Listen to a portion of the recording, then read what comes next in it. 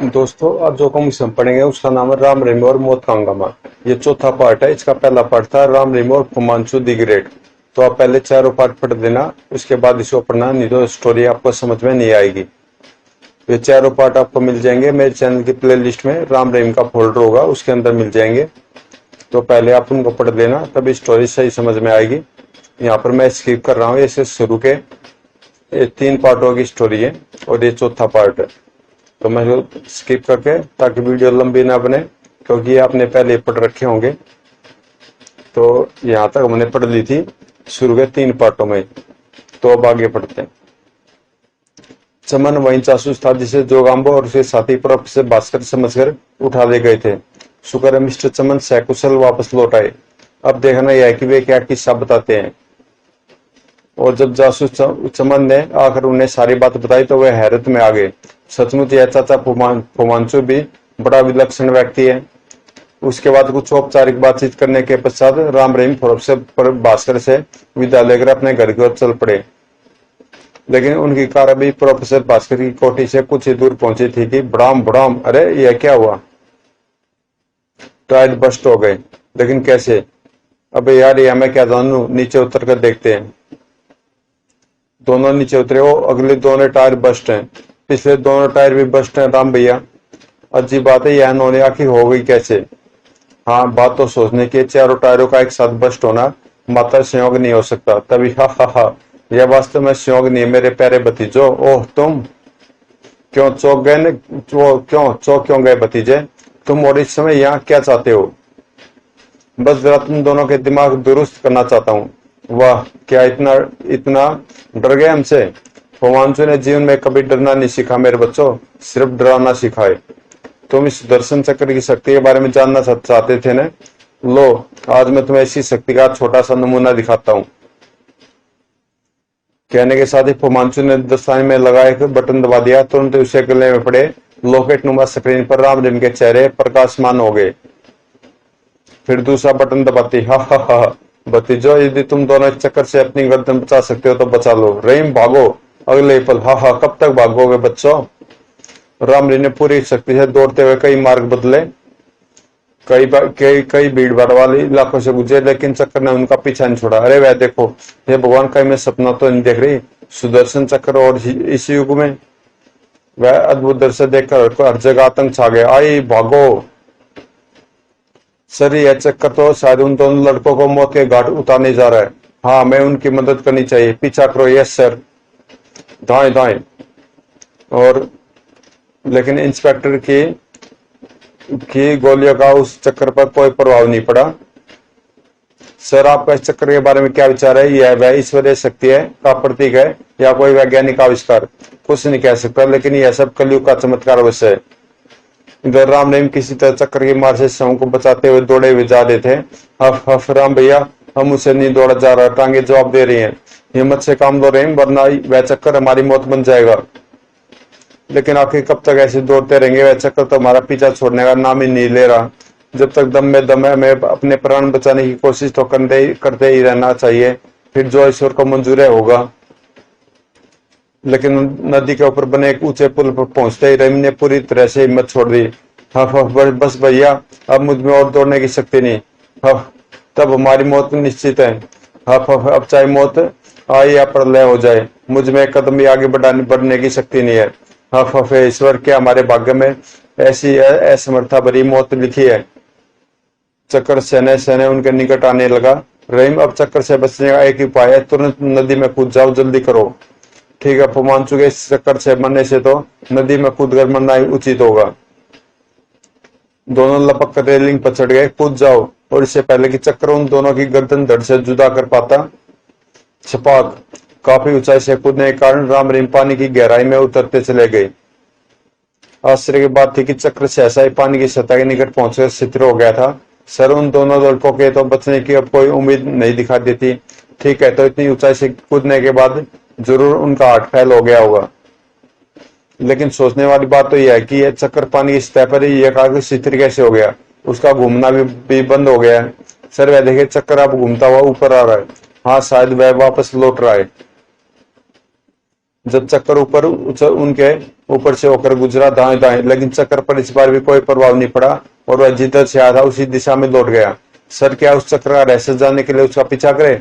कोई जरूरत नहीं, हम उसकी गति को पार नहीं पा सकेंगे। तब तक वहां काफी भीड़ भी एकत्रित हो चुकी थी। राम सिंह, तुम वायरलेस सेट द्वारा हेडक्वार्टर से संपर्क करो और इस घटना से सूचित करो ताकि उन लड़कों की लाशों को जल्द से जल्द खोज हो सके। Yes sir. उधर अपने अड्डे पर फुमांचू चौका और लॉकेट स्क्रीन से उन दोनों के चेहरे एकाएक कैसे गायब हो गए? क्या दोनों चक्र की मार से बच गए हैं? लेकिन ऐसा कैसे हो सकता है? वे दोनों चक्र की रफ्तार से तेज नहीं भाग सकते और समय भी इतना नहीं हुआ कि उन दोनों ने बहुत दूरी तय कर ली हो और चक्र के मार्क रेंज से बाहर हो गए हो। फिर और चक्र वापस लौट आया। सिगरी चक्र उसके सीधे हाथ की उंगली पर आकर स्थिर हो गया। मुझे उनकी खोज खबर लेनी चाहिए। यदि वे जीवित हैं तो मुझे इसका कारण जानना ही होगा। और फुमांचू ने न जाने अपने वस्त्रों का भीतर डालकर क्या किया कि वह तुरंत रोशन खाके में बदल गया। चक्कर 120 डिग्री के कोण में उत्तर की ओर गया था। मुझे उधर ही चलना चाहिए। अगले पल वह अदृश्य हो गया। इधर राम रहीम काफी देर तक पानी में नीचे की ओर गोता खाने के पश्चात संभले और हाथ पैर मारते हुए सिगरी सतह पर आ गए। बाईं ओर किनारे की ओर बढ़ो। किनारे पर पहुंचकर अब हमें मुख्य मार्ग से न जाकर कच्चे मार्ग से मुख्य सड़क तक पहुंचना चाहिए, वरना लोग बाग या पुलिस वाले उल्टे सीधे प्रश्न करके हमें परेशान करेंगे। और राम रहीम में कच्चे मार्ग से होकर आगे बढ़ने लगे। फिर थोड़ी दूर आगे बढ़ने पर उन्होंने एक टैक्सी को आवाज दी। बैठे साहब, 6 बैंक स्ट्रीट। अगले पर टैक्सी राम रहीम को लिए दौड़ी जा रही थी। उधर फुमांचू अदृश्य रूप में पुल के ऊपर मौजूद भीड़ के मध्य पहुंचा तो लोगों की बातचीत सुनकर उसे असलियत का पता चलते देर नहीं लगी। हम अब समझा पानी में काफी गहराई में पहुंचने के कारण ही वे दोनों शैतान छोकरे बच गए। चलो, यह महत्वपूर्ण जानकारी भी आगे चल के मेरे लिए लाभदायक सिद्ध होगी। और फुमांचू वहां से गायब हो गया। इधर राम रहीम जब घर पहुंचे। अरे, या तुम दोनों ने अपनी क्या हालत बना रखी है? मम्मी, वो मैं पूछी, आखिर तुम दोनों करते क्या फिर रहे हो? तुम दोनों कल सुबह से अब तक कहाँ गायब रहे? देखो राम, मुझे सब कुछ सच सच बता दो, वरना मैं आज ही तुम्हारे डैडी को तुम दोनों की हरकतों के बारे में सब कुछ लिख भेजूंगी। मम्मी, मैंने आपसे कहा था नहीं कि हम अपने दोस्त की शादी में जा रहे हैं। हाँ, कहा था, और मैं यह भी जानती हूँ कि तुमने रात भी वहीं बिताई है, लेकिन मेरा प्रश्न फिर वही है कि तुम दोनों की हालत कैसे हुई? और तुम कार लेकर गए थे, फिर टैक्सी में कैसे आई? जबकि मोटरसाइकिल भी तुम दोनों के कथनानुसार खराब होने के कारण किसी वर्कशॉप में पड़ी है।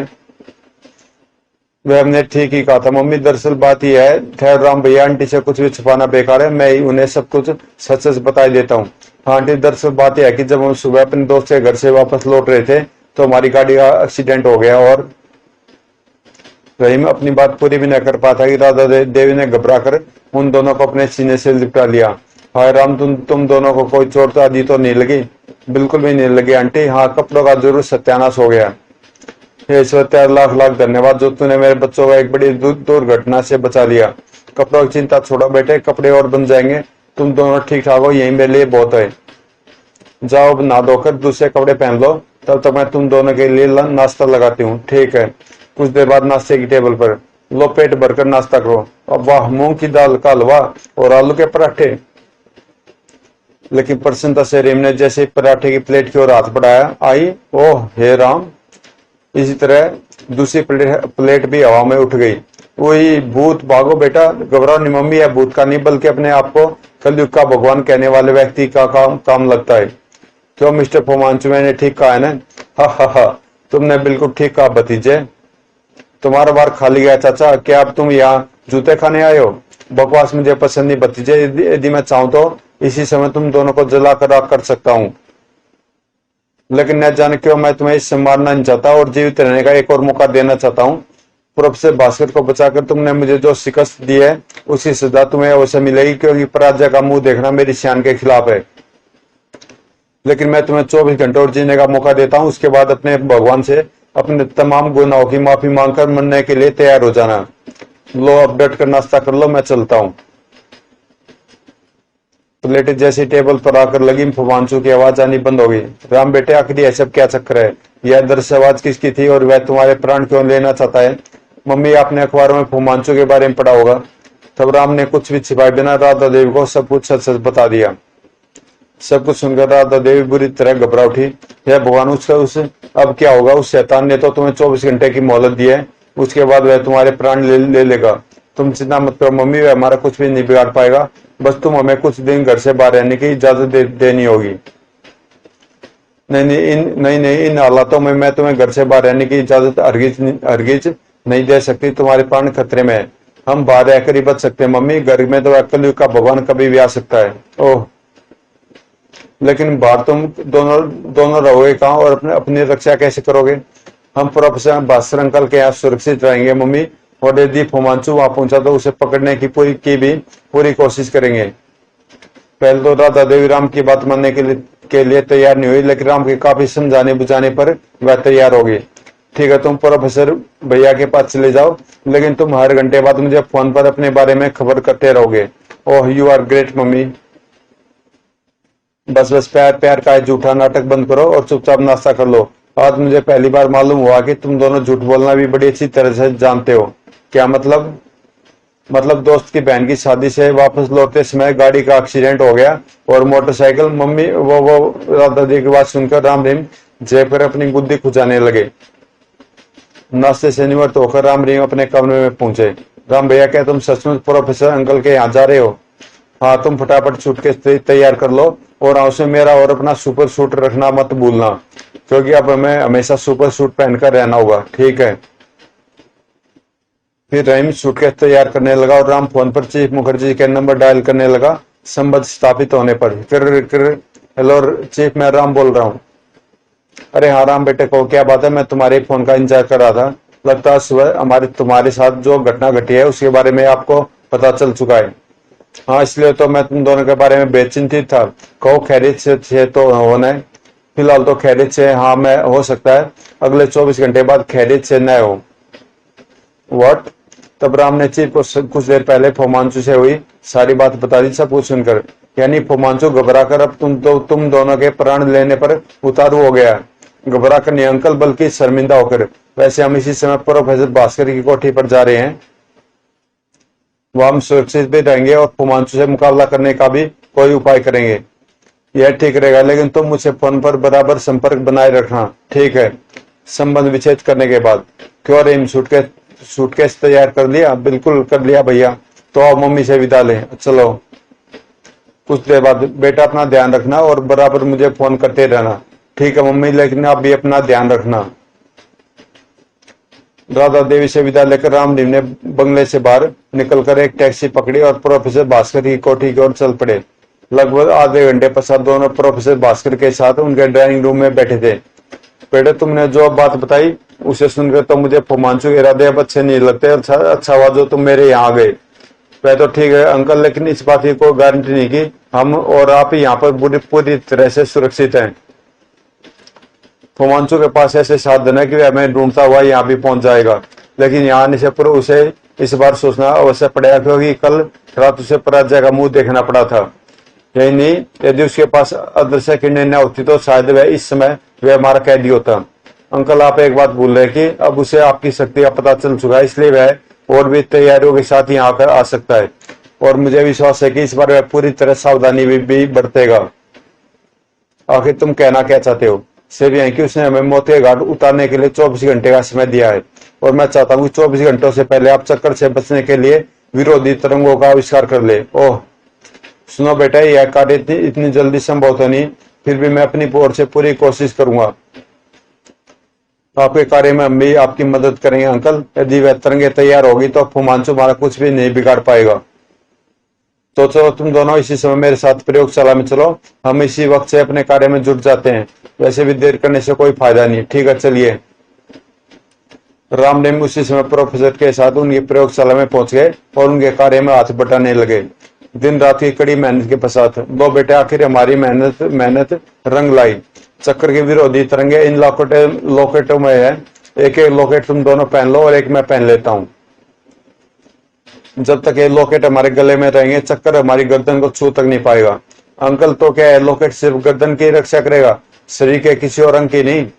बेटे, चक्कर फोमांचू के गले में पड़ी टीवी सकनी से कंट्रोल होता है, और सकनी पर जो चीज दिखा देती है चक्कर उसी पर आक्रमण करता है।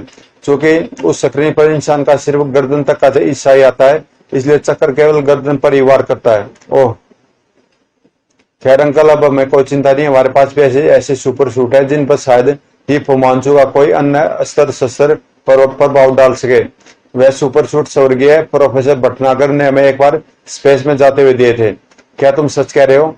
दोस्तों, जो स्पेस सूट है इनको इससे पहले इस चीज में मिला था, इसको मैं इसके बाद पढ़ूंगा, तब आपको पता चल जाएगा कि ये सूट इनको कैसे मिले थे। तो पढ़ते हैं आगे। हम अभी वह सूट आपको पहनकर दिखाते हैं, फिर आपको स्वयं विश्वास आ जाएगा। रहीम सूटकेस से दोनों सूट निकाल कर ले आओ। ठीक, ओके भैया। रहीम दूसरे कमरे में जाकर सुपर सूट ले आया, फिर दोनों ने अपने अपने सूट पहन लिए। अंकल, देखने में बेशक यह पोशाक साधारण व फैंसी लगती है, लेकिन वास्तव में अनेक वैज्ञानिक चमत्कार अपने भीतर समेटे हुए हैं। इस प्लेट में लगे बटनों को देखें, इनमें से एक को दबाने से हम उड़ सकते हैं, दूसरे को दबाने से नीचे उतर सकते हैं, बाकी ये बटन शत्रु पर विभिन्न ढंग से आक्रमण करने के लिए है।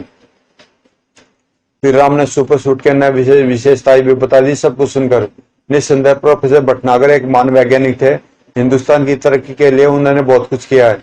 हिंदुस्तान उनकी बहुमूल्य सेवाओं को कभी नहीं भुला पाएगा। उसी रात राम रहीम के घर पर, अरे दोनों बिस्तर तो खाली हैं, कहां छिप गए दोनों शैतान? क्या राम रहीम प्रोफेसर भास्कर के घर में सुरक्षित रह सके? क्या फुमांचू राम रहीम को मौत की घाट उतारने में सफल हो सका? और राम के सुपर शूटर ने क्या चमत्कार दिखाए, और इस बार राम रहीम ने फुमांचू को कैसा सबक सिखाया? तो दोस्तों, इस कॉमिक्स का फाइनल पार्ट है राम रहीम और फुमांचू की पराजय। तो इसको पढ़ूंगा मैं कल, क्योंकि थकान के कारण आवाज खराब होने लगी है। तो दोस्तों, अगर आपने चैनल को सब्सक्राइब नहीं किया तो प्लीज चैनल को सब्सक्राइब कर देना, और मैं आपके लिए अच्छी अच्छी कॉमिक्स यहाँ पर लाता रहूंगा।